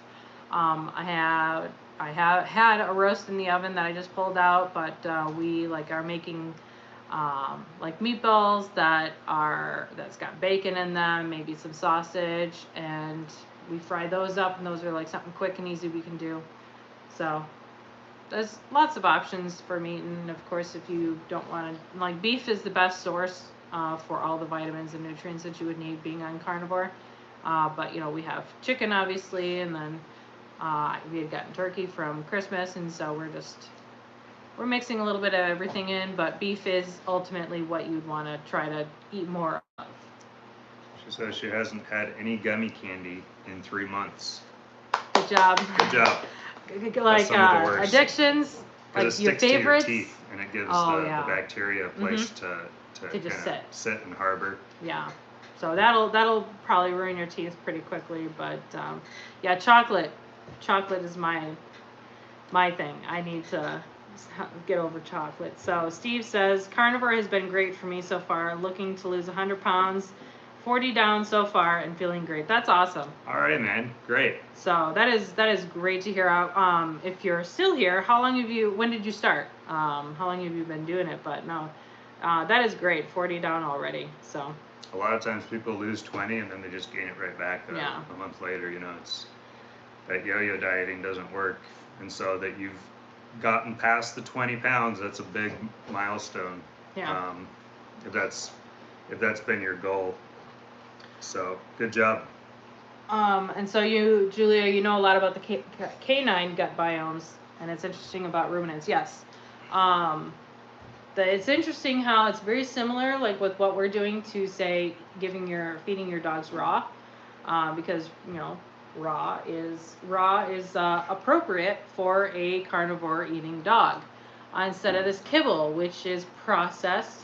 Very similar to the foods that you can find today, processed, pre-made meals, all the sugars and stuff like that. It's very similar to the kibble. That's why the dogs are now coming down with diabetes and cancer and have tumors and stuff like that. And it's just like, it makes sense. You give a dog raw carnivore, and their teeth are healthy and they're overall healthy. They live longer, and they aren't coming down with some of these problems that you're finding in most dogs. And it's very similar, strangely enough, except we don't eat our meat raw. We do cook our meat, but it's very similar to the dog's situation here too. So, yeah, you should definitely check out that book, though. He's not a carnivore doctor, I'll just say that. And I'm not espousing or endorsing everything he says in that book, politically, religiously, even medically. I don't take everything that he says for the truth, but I look at what he's written. I look at what he's basing it on, why he's written it, the research that he's done. I probably delve into it a little bit more than some people, and that's just because I've got a background in research and actually reading research papers.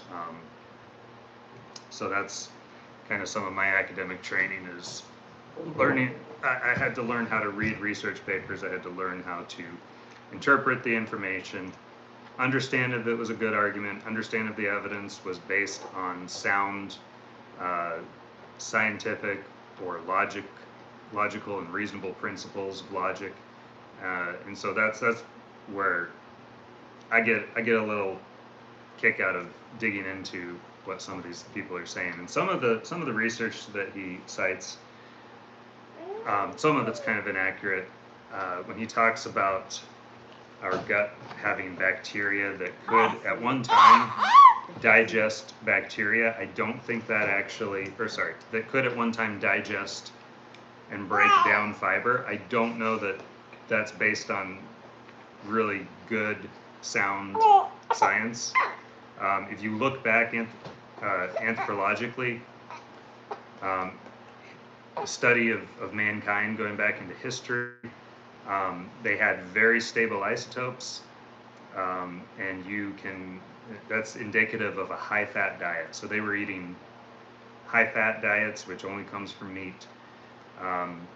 They were eating lots of protein, lots of fat, very little carbs, if any. Another interesting thing is, you look at the Mongols. They were an entire nation, the largest, basically the largest empire on Earth, and they were like 99% carnivore. So they eventually did start eating carbohydrates, and I think that's probably what ultimately ended them. Otherwise, we'd probably all be Mongolian today at the rate that they were spreading their empire. Just ridiculously fast, ridiculously strong, ridiculously smart people. Like the world has not seen since, really. Like nobody compares to the Mongols. You got to look into Mongol history. They were insane, and they were a nation, an empire, not a nation, but nations that they had conquered. An empire of carnivores. Little known historical fact about the Mongolians, but they were like 99% carnivore. Most of them carnivore, like maybe 1% of the population, especially as they grew and they took over and they started getting into rice and stuff like that. They began to decline, but at the start they were just surviving on horse meat, mare's milk, anything they could catch out there, slaughtering the oxen of the peoples that they conquered, the donkeys, and eating them. But anyway, yeah, so I don't necessarily endorse everything in Dr. Lust's book, but it is very good, thought-provoking stuff. A lot of the information, he is not a proponent of carnivore or keto or vegan. He thinks there's good things that we can glean from all of them, and I would ultimately say I'm not a hardcore, zealous. I'm not going to join a cult, right? Just because we're doing carnivore, just because we've committed to it for a year, doesn't mean that we think it's the only way for all humankind. And most carnivore doctors will admit the same as well. They'll say, yeah, this may not work for everybody. It seems to work for most people, but some people seem to have higher tolerances for plant-based diets, whereas other people have no tolerance and they just got to cut it all out and eat nothing but meat. There are those cases. I don't know if those are outliers. Some people call those outliers. I don't know if most of us can handle the greens, but that remains to be seen. I think there's going to be a lot more research that goes into this. You could say that we're maybe kind of early adopters, even though there's tons of evidence out there, and there's been entire generations of people who have eaten this way in the past. One of the things I just don't get is why people can't understand that The Inuit eat a 99.9% carnivore diet. Where do they get plants up there in the ice? Well, now modern generations of Inuit are getting diabetes, they're getting cancer, they're getting heart disease. Why? Because they're starting to eat our processed foods. You know, the Maasai people eat a 99% carnivore diet. Maybe 100%. You could correct me on that if I'm wrong. But there's been entire people groups who have eaten this way, and they've been just fine. There've been no adverse health effects. They've lived longer, happier, healthier lives. But I digress. Getting back to... So in theory, the reason why we have some flat grinding teeth is because we cook our meat. I've heard people say that's why we're supposed to eat vegetables, is because we got teeth like horses and stuff like that. But it's interesting. I think I've asked that question before too. Is like, well, if we're supposed to be eating meat, why are our teeth flat? And we've only got 2 canines, and it could be because we cook our food. We have to cook our food. We can't shred and pull like dogs can or wolves. Well, and that's, you know, if you look at all the other markers, teeth are definitely indicative of what type of a diet a person's supposed to eat. If you follow the evolutionary school of thought, which we don't, but I'll entertain that idea for a second, just to say, if you follow the evolutionary train of thought, you could say that, well, we don't have herbivore teeth.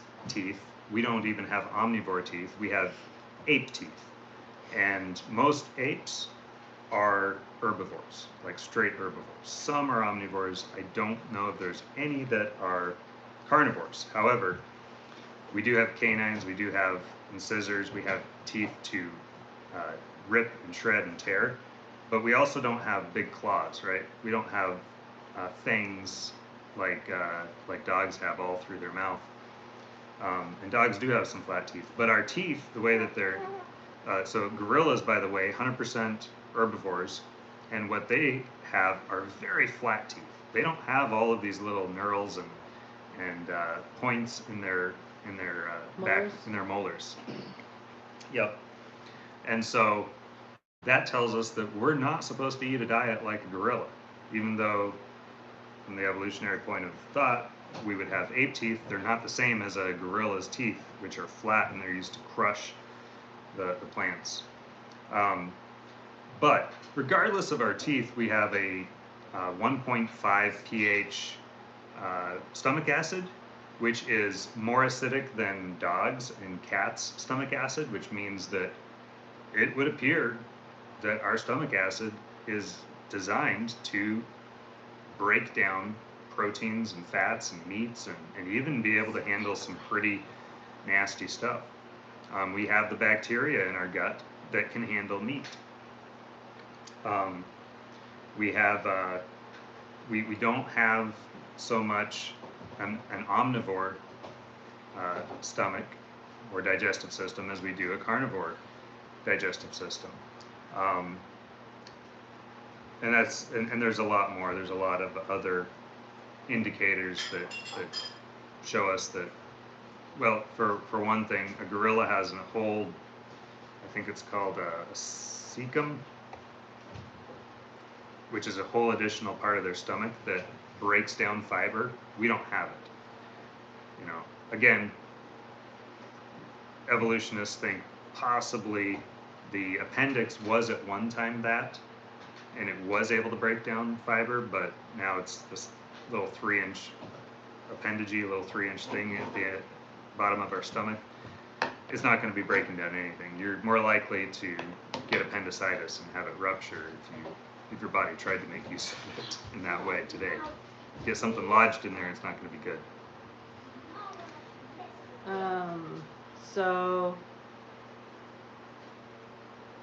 It's good that you're asking the questions. So you're growing enough to feed your whole family. We've done the math on how much meat we would need to feed all of us for a year, and we have everything that we need except for we probably need another about 50 more chickens, which we can grow once the season's up. And well, I think we'll need one more one more cow, or like another half cow, to give us the rest of the meat that we would need to feed us for an entire year. Yeah, we'll need about 5/8 of another steer or So something. not including the doom stud that we just got. We got in mind for adding the beef.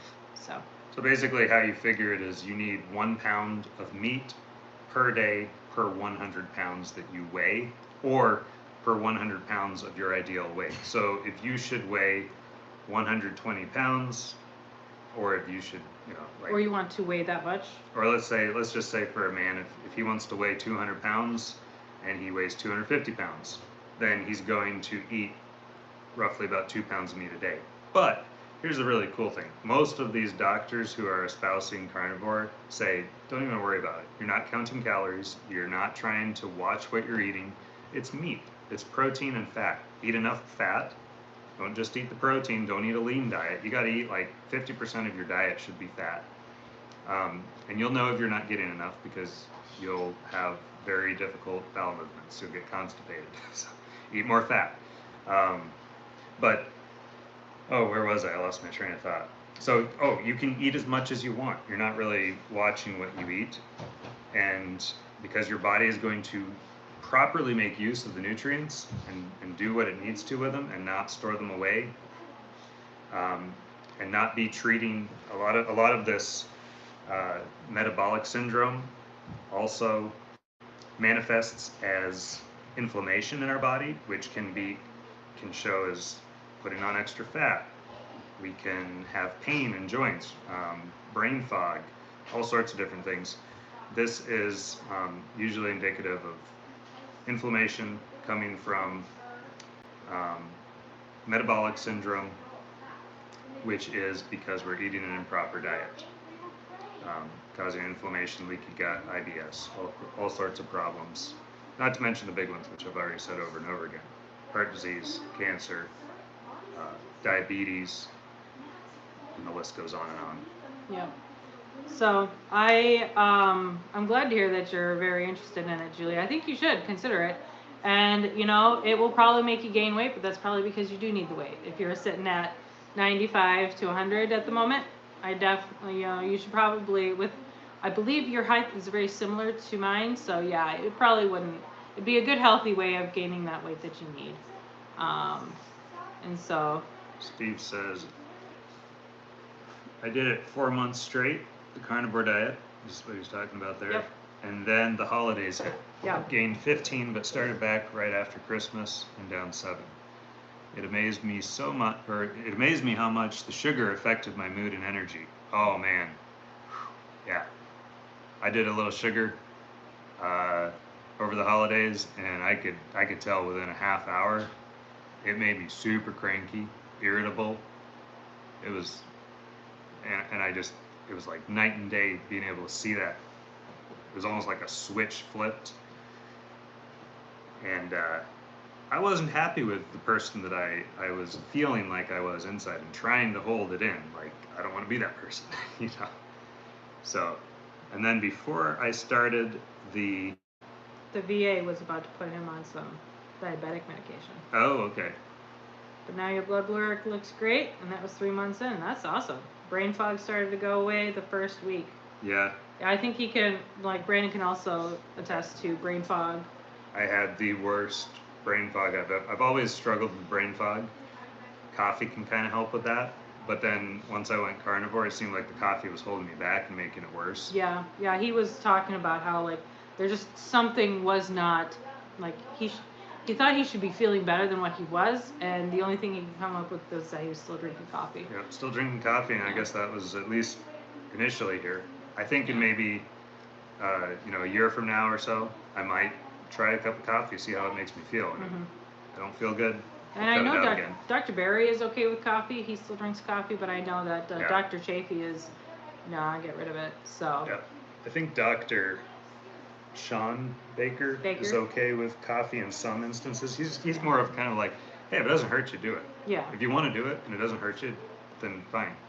But so I don't drink coffee, but that's because I like sweet coffee. So I got off the coffee when we went carnivore because the only way I can drink coffee is if it's really sweet. So I'm basically having a hot chocolate that has a little bit of coffee flavor in it. So I don't even know if I was getting any benefits from the caffeine in it, but I do know that I've actually tried coffee since. I got a sugar-free latte when I was in Albert Lee, and it didn't make me feel bad, and it didn't. I didn't feel like I got extra energy either. So I think coffee just does not affect me at all, either way. So, um, but no, it definitely was messing with him a bit. So Yeah. he probably can't tolerate. At least at this point, he can't tolerate coffee. Yeah, and the brain fog was so bad that eventually I felt like I had a slight hangover all the time. And it was worse when I'd wake up. I would actually get real good clarity right before I went to bed, which is horrible because then my sleep was messed up, because I wanted to stay up and work on things and research and read and do things.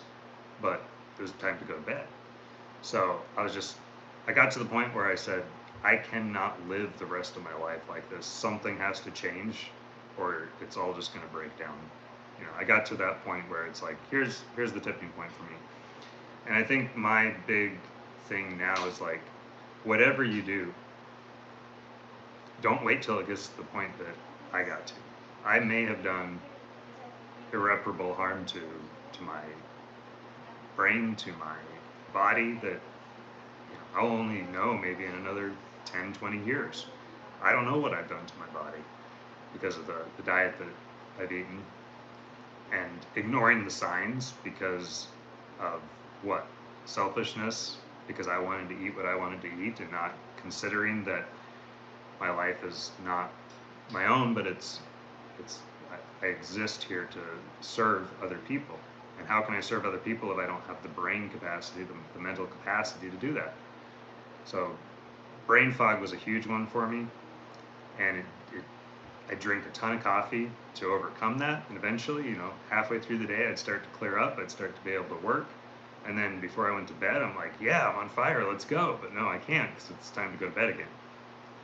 That was for me, one of the biggest triggers is the brain fog, because it got so bad. I didn't feel like myself, I felt like I was drugged the entire day, just about. So then, So yeah, brain fog. I'm pretty sure like being on carnivore will clear that up a lot, Julia. I have actually heard of some kids who were diagnosed with ADHD or ADD, and once they got put on a carnivore diet, that basically got fixed. Yep. That they don't. If they were being treated with medications, like Adderall and stuff like that, they were able to get off of it because the diet that they got switched to, the carnivore diet, really helped them. So that's actually another really interesting thing, since you brought that up with ADHD.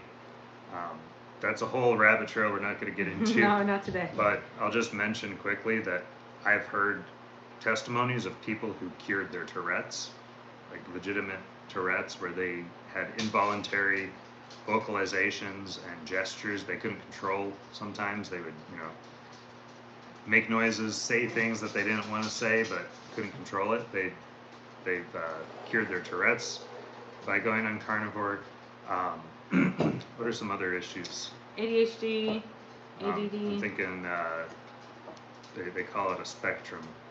There's autism? Yeah. There's some people that had some minor autism and they've cleared that up. Which I don't know. They say that that's a superpower, so why would you want to get rid of a superpower? But I think that's true in a sense, but also it can be somewhat debilitating for certain people. Pumpkin, stop. Um, So you're 5'2.5"? Yeah. So it wouldn't hurt. Then you probably are definitely in need of gaining some weight for your body to feel good. So yeah, I mean, if anything, just give yourself the challenge of 30 days, or just 4 weeks. Do 4 weeks on carnivore and just see how you feel. Most people start at 30 days, and then just continue on. So yeah, Julia, I'd encourage you to try it out. well, that's how I started. Yep. what, years ago, wasn't Yeah. it? I You started years did. ago. I did like Yeah. 30 plus days of carnivore, Yep. and I just basically ignored the great results I got and went back to eating the way I wanted because I was selfish.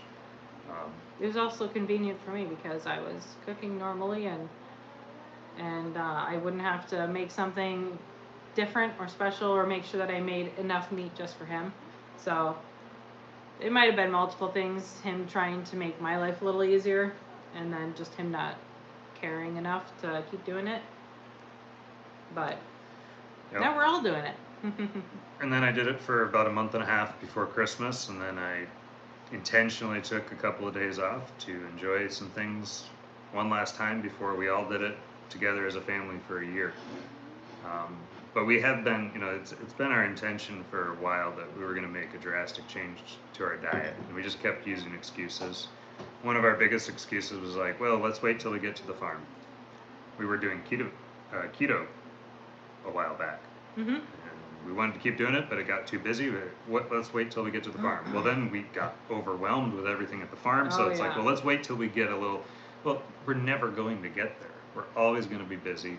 So the best thing in this case was we both have reasons that we want to do it. Mm-hmm. We have reasons that we want our children to do it because we hope that there's some things that we'd like to see cleared up with them. A lot of it's dental, some of it's mental. We just want them to be the best version of themselves possible. Having a health scare definitely changes a lot. It motivates you to make these kinds of changes. Where like if it wasn't for me having preeclampsia and like potentially not coming back out of the hospital, but coming home with no mom, like it was scary enough for him to see it because he could potentially be losing a spouse and having 4 kids to raise on his own, or losing both of us. It was scary for him, and so and it was scary for me that it encouraged us to get a lot more serious about our diet. And we knew, like, we didn't have to research why. Like, we already knew it's because of our diet. And moving out here, yeah, we had plans to try to immediately get better with what we were eating. I would say we did do better. We just didn't fully commit. We already, like, as soon as we started raising our animals and started butchering our own animals, we always ate more meat than than most people do. Just because that's what we have the most here. It's what we got in our freezers. So like we ate lots of chicken, and we ate if we had beef, we ate lots of beef. We ate lots of everything that we raised here. Yep. We've already we been just didn't cut out heavily some of the into other things. meat. Yeah. So it's like going all meat isn't that much different to what we were already doing, other than we still had the sweets, and we still had the rice and the potatoes and the green beans. And so we just had to cut those out. And the corn. Yeah. But we were already meat heavy eaters. The pumpkin puree, all these things. Like somebody left a comment on one of our videos where we were cleaning out the pantry and we were dumping food in buckets for the pigs, and they said, that's not carbohydrates, that's crap. And I'm like, yeah, that's true, it is. Yeah. But what you didn't see in that video was that was maybe 30 pounds of dry cereal and a lot of high, simple carbohydrate kind of foods that are going to immediately turn to sugar in your blood, in your body, and go straight into your blood. What you didn't see in that video that we also gave to the pigs was all the pumpkin, all the squash, everything all in our the freezer, carrots, all of the peas and green beans and corn, potatoes, all the potatoes and the vegetables. I mean, we had a storehouse here, and we still have a storehouse. But now it's meat. We've always had more meat than everything else, but we've ate the quote-unquote balanced diet. We've eaten according to the, we've not been too far off from probably the food pyramid, right? We've probably been eating a lot more meat recently as we geared up for this, but we just knew that a lot of these plant foods are triggers for us. And how do we know that? Because when we go off them and we're just eating meat, all the problems start to melt away. Yeah. So don't think that we were eating the worst of the American diet, but we were eating a good, well-balanced diet like nutritionists tell you to, like the conventional health experts tell you to, and it wasn't working. It was killing our mental acuity. It was sapping our energy. It was slowly, we were dissolving in a sack of flesh here, basically. Slowly, very slowly, but it was catching up to us. So, Julie, you say, if I remember correctly, caffeine shrinks blood vessels, which is why you get the headache as the vessel stretches back out. Interesting. Oh, sure. That does make sense. So you were diagnosed with ADHD, but your mom didn't want me on meds, so the doctor had me start drinking coffee at 13 years old. Interesting way to fix that. I've never heard of. I mean, like when that was. I don't know anything else about your mom, but I like her already because yeah. I give a lot of props to parents who did not allow their kids to basically go on the pharmaceutical equivalent of meth or cocaine, which is what those drugs are. You're basically given a controlled dose of synthetic meth or cocaine to these kids to treat these diseases. And we see how it's turning out. We see the mental health epidemic that is all across this nation. So it's kind of scary to think that could have been you too. But thankfully your mom was, whether she had some intuition or she just had a bad feeling about it or whatever it was, maybe she knew. That's really cool. And then Steve says, glad I found your channel again. I got disconnected somehow last year and saw your video the other day about carnivores. Must be a sign I should subscribe again. I thought you looked familiar. Like when I saw your name pop up, I'm like, I don't think that is a new subscriber who just recently found us. I remember seeing you in our comment section before. So, yeah, no, glad you were able to find us again. I have heard that there's another subscriber of ours who like wasn't getting notified that we were putting videos out, and so like she had no idea that we were bringing out videos until she saw me in one of Julia's lives in the chat room or in the chat, and yeah, she was just like, oh, that's right, you guys produce videos too, like why haven't I seen yours pop up? So YouTube is funny like that. So but I got nothing else. We've been going for just almost an 2 hour hours. and a half. Is it? Oh yeah, that goes by minutes. So yeah, 2 hours. Definitely an hour longer than what we were planning. So hope we kept you guys entertained, and I found my story interesting and useful, and potentially could help other preeclampsia diagnosed women out there that to maybe look into this. I don't have results to give you yet other than what I have found, but I'm encouraged by what I have experienced so far. And Gideon is doing great, and whatever I eat will also affect him. So he's been doing great, and already with me being on a high meat diet before starting carnivore, like, you know, he came out and he was basically perfect. You know, it was a good size. There's nothing wrong with him. He's got all 10 fingers and 10 toes, and but no, like he's just overall a really healthy boy, and he continues to stay healthy. And I think a lot of that has to do with just me already being on a high meat diet and then going carnivore. It'd be interesting to see how much more he develops and how quickly he does develop with me being on this. So, and Julia, yeah, it's no problem answering your questions. So, and you always know you can text me too if you've got other questions once the live is done too. So, but yeah, I think we should wrap it up. And the sun is going down, so nighttime chores are going to have to get started. Is there anything else you want to talk about, or we good?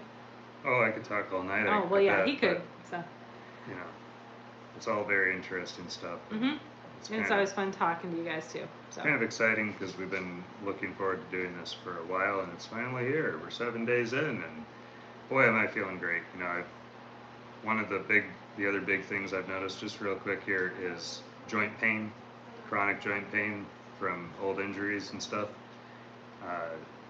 has been coming back in recent years, and I just never seem to be able to get rid of it. And it's like, well, that's something I'm probably going to suffer with for the rest of my life, I guess.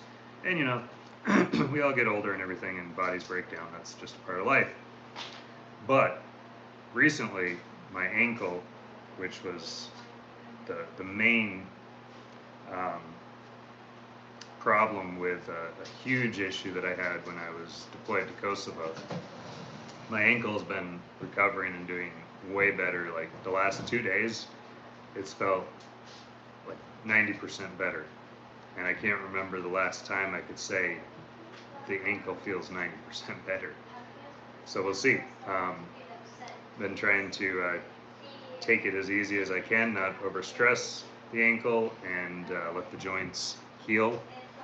It could just be inflammation built up in it, and as that goes away, the ankle's gonna improve and do better. However, I will say real quick, when I took my break over the holidays and started eating sugar and more plant-based stuff, it came right back. The pain came right back, and it was not good. I was like, oh man, but it's gone away. It took about 6-7 days, but on the 6th day yesterday, the pain's gone back down. It did take about 2 or 3 weeks the first time I started carnivore. This time around though, it went away in like 6 or 7 days, so we'll see how that all shakes out. But all right, so I think we're gonna end it here. We're gonna be done before I find something else to talk about. And without further ado, y'all take care, stay safe, hug somebody, God bless. Everything is going to be okay. Peace.